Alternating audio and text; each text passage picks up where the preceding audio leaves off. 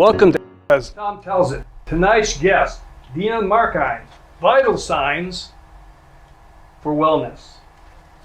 She is a professional coach, a developer of the vital signs, and a nurse. Let's get into your subject area tonight. Great. I'm a coach, and I got into coaching in actually 2011 or so. I became a certified coach, and I came from a background in nursing. And so my focus in coaching is burnout to well-being. I was a really burnout nurse. In 2006, I quit my job without even telling my husband. So I was working part-time, so it wasn't so critical. But you were still burnt out. I was. Wow. I was. So when I was looking to go back to work, I hired a career coach, actually, and she suggested, what do you think about doing health coaching? I went to look up some coaching programs, and I did a fundamentals program with Coaches Training Institute. It's now called Coactive Training.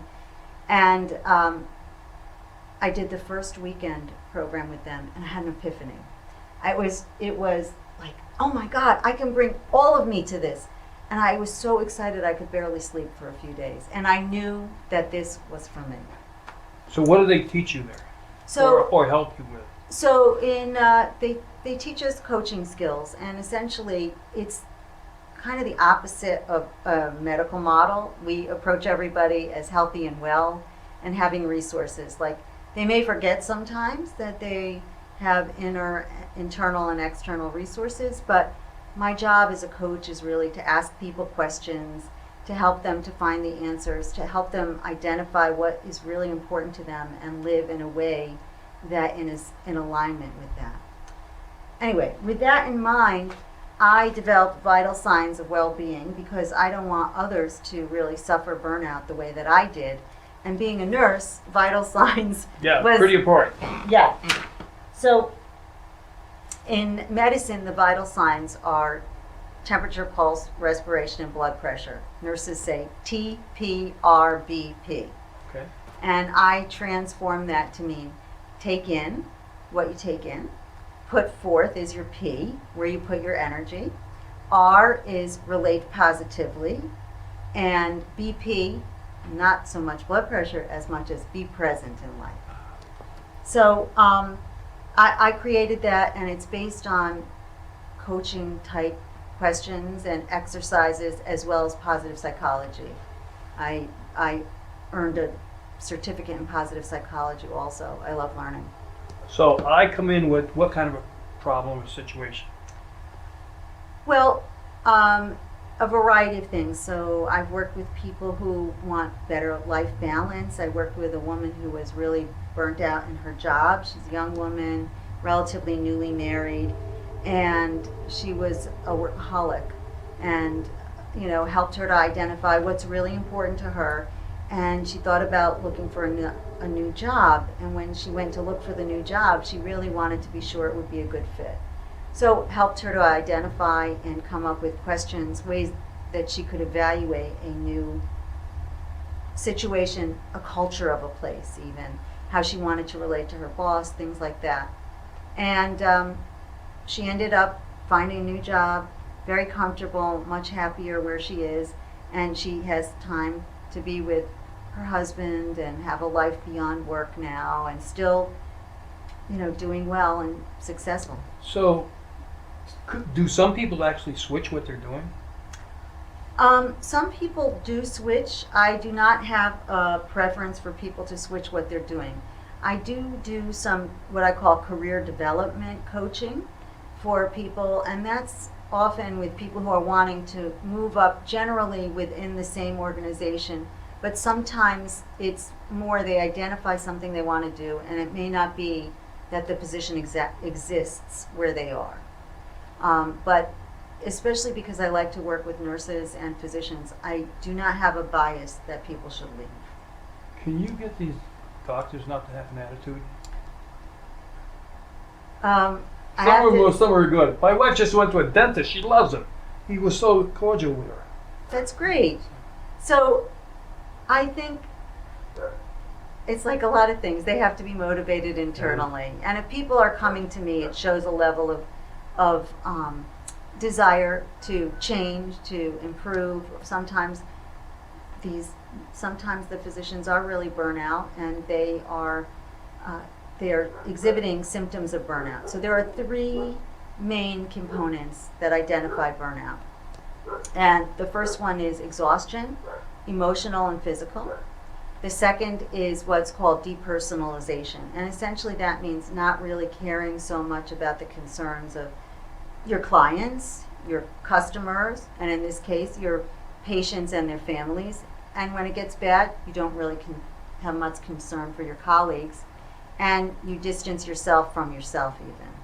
And the third component of burnout is low self-value. Essentially, yeah.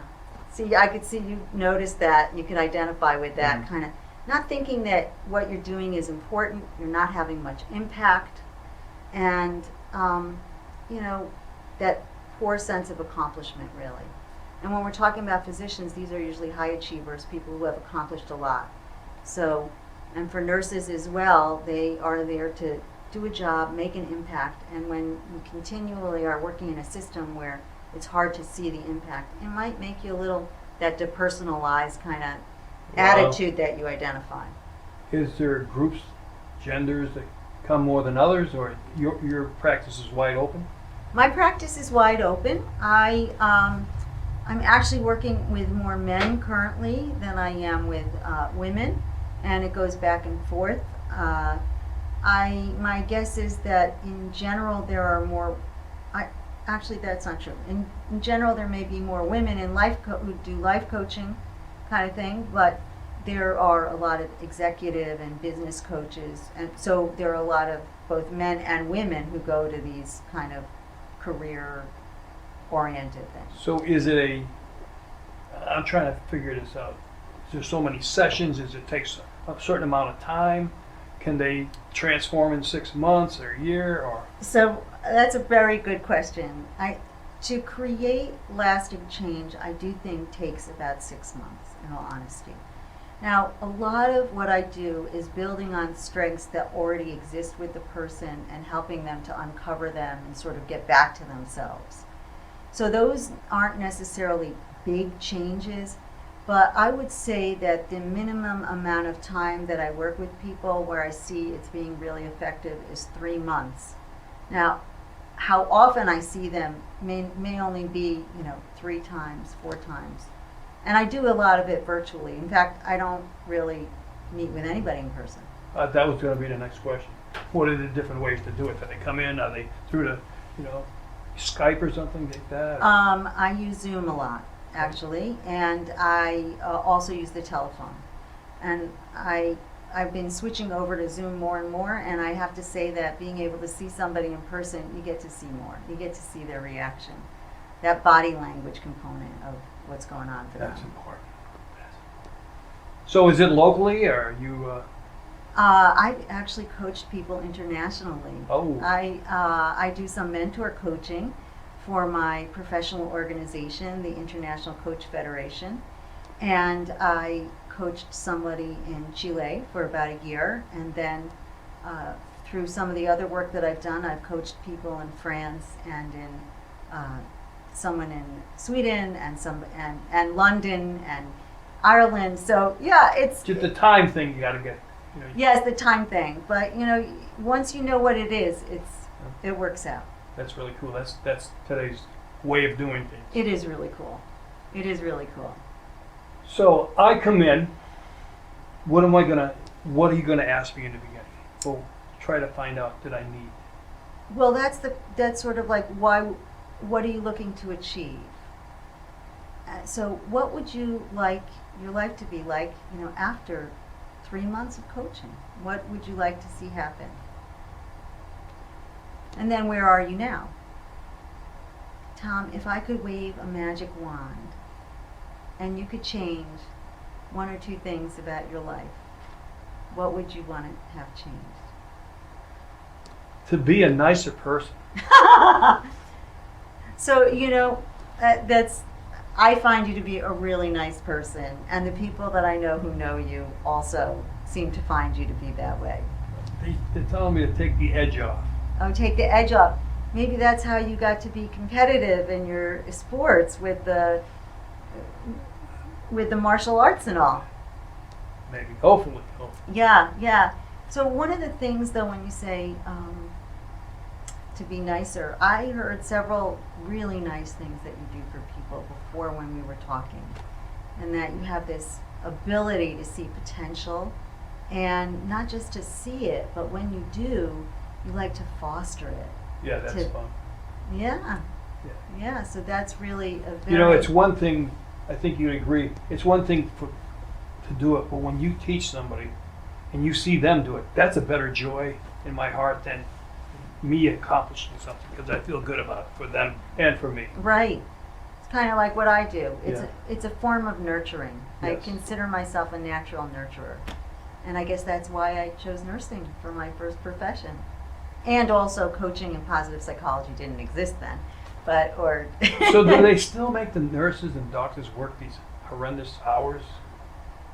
A lot of times, yes.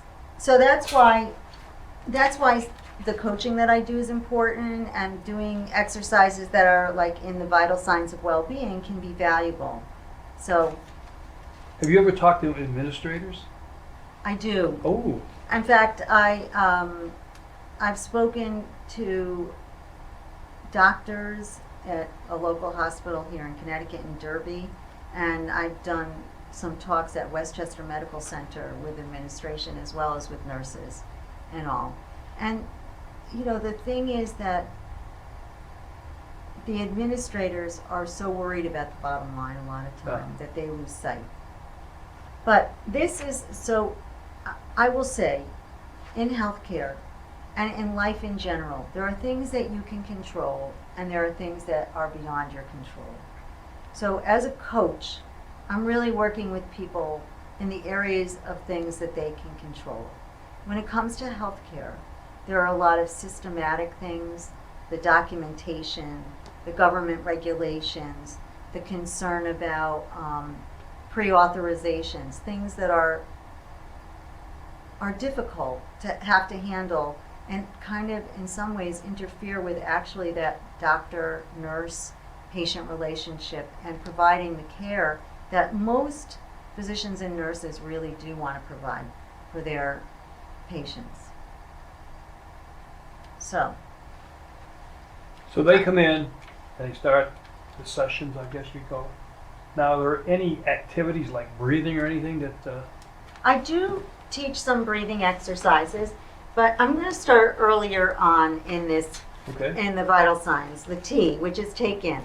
And one of the most important ways for us to take in, which refers to, frankly, in the dictionary, it says understand or experience is what take in means, is to take in with a sense of gratitude, because we naturally have a bias towards the negative.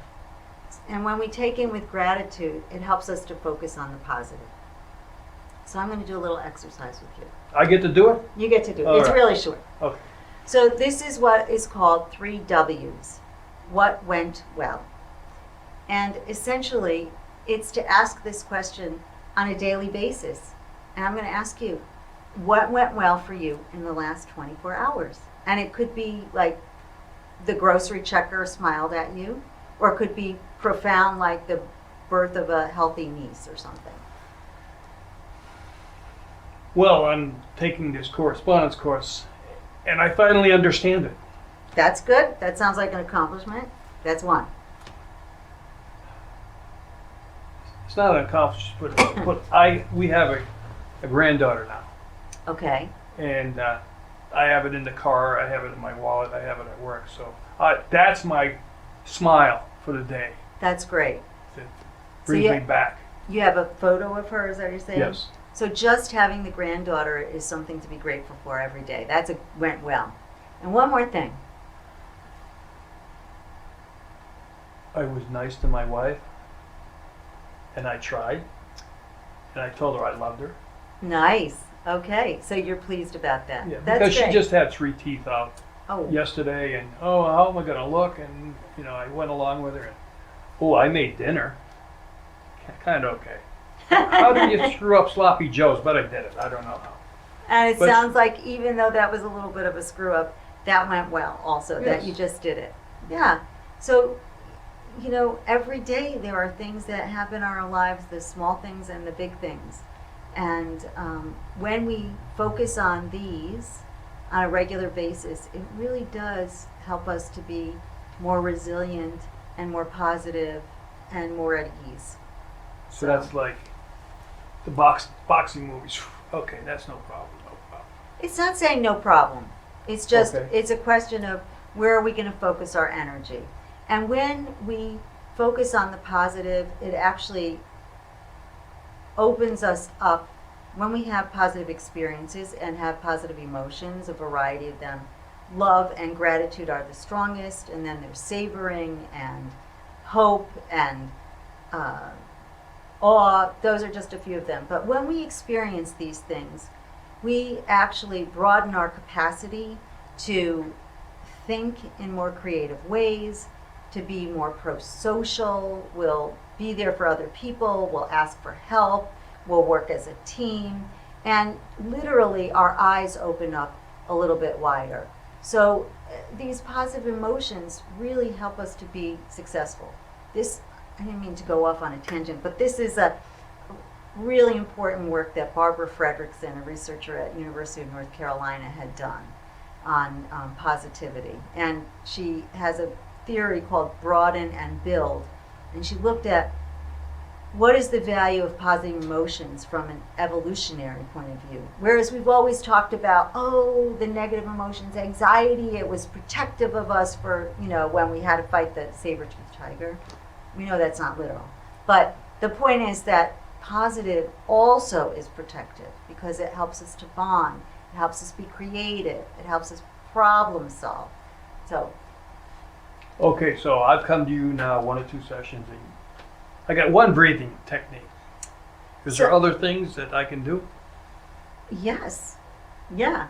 So the what went well is the take in, and put forth, we talk about where do you put your energy. And we have to put energy into our daily activities like cooking, our jobs, exercise, things like that. And the second area that people put energy into is connecting us to something bigger than ourselves, our sense of purpose. And yes, they overlap. And the more we can overlap these two, the better off we'll be. So, for example, when I think about cooking and making meals, it could be really a drag. But I try to say to myself, this is a way that I can help my family eat healthy, help me be healthy, provide a nice environment for us to be together, etc. And it helps me to increase that overlap and get my sense of purpose, which is love of my family, fostering their development and us being together, etc. So that's one way that we can work on increasing our well-being, is through that. Another thing that I recommend for people is to look at what their strengths and their values are. And there is a free character strengths assessment. It's a self-assessment available online called VIA. And What is it again? VIA. VIA Look character at it. strengths. You need it. And this self-assessment helps you to identify what are your key motivators in a way, the things that are most important to you. And generally, if you're doing those things, you're acting on these values, you'll be happier. So I try to connect people with their character strengths. Do you deal with anybody that might have depression other than... So some people feel that burnout is a variation of depression, I will admit, and I have to use my judgment and refer when I think it's beyond something that is appropriate for me. I have worked with clients who are seeing therapists at the same time as they're going to coaching. Coaching is a little more goal directed. There's something specific maybe. So, for example, I had a guy who came to me and he was having a difficult time in terms of he was out of work as a physician, et cetera, and he was looking for a new job. And it was how he could look at what happened to him as a physician. And he was really fighting for what was best for his patients, but the system does not always appreciate that, or policies change, and you're not informed of the policy change. And, you know, there's a lot that goes on. And so I will work with people sometimes when they are working with therapists in a, you know, slightly different, not a therapeutic way. So, one of the things that I like about this is I have 5 key building blocks for relationships, and the first one is to be kind. And you know, it's funny when I read some of I came up with these building blocks after years and years of reading and my work with positive psychology and clients, etc. And not just reading research, but also literature, because I think that really offers a lot of insight. So the first one is be kind, because so often when you read stuff about relationships, it's kind of overlooked. And it's all like technique-y or strategies. And I think, you know, sometimes even with the people who matter to us most, we are not always speaking in a kind manner. So I always like to have that as kind of the baseline, the first thing for people to think about.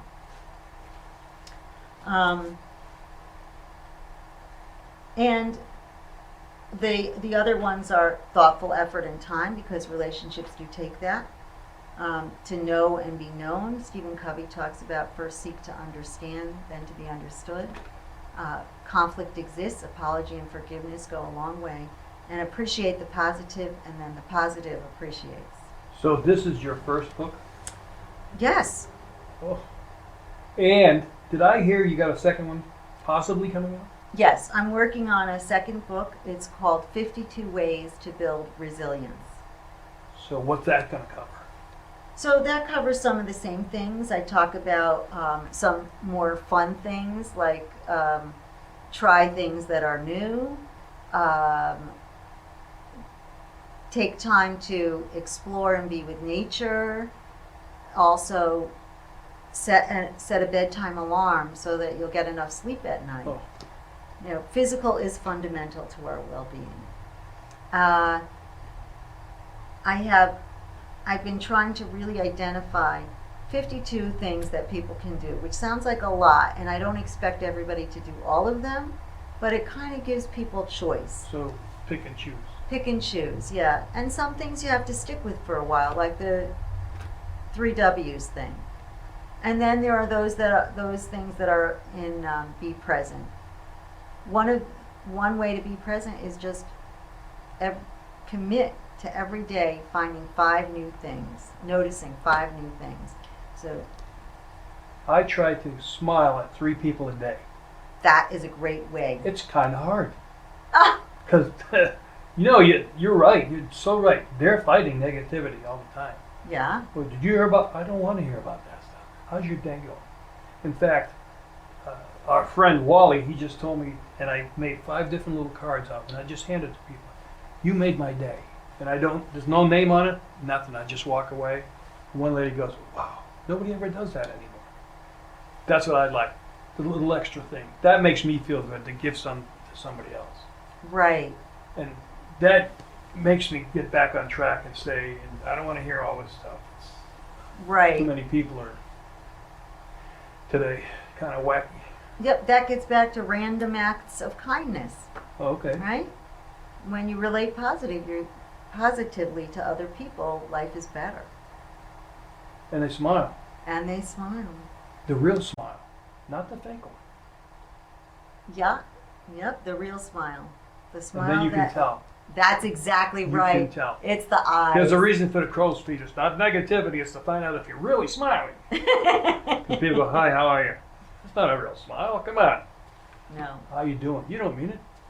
Well, they say, smile affects you internally, not just externally. Yes, I'm learning that in one of the courses I'm taking where the guy says smile, and it comes back to you. It's like a yawn or a positive reaction. It's automatic. People don't even realize they're doing it.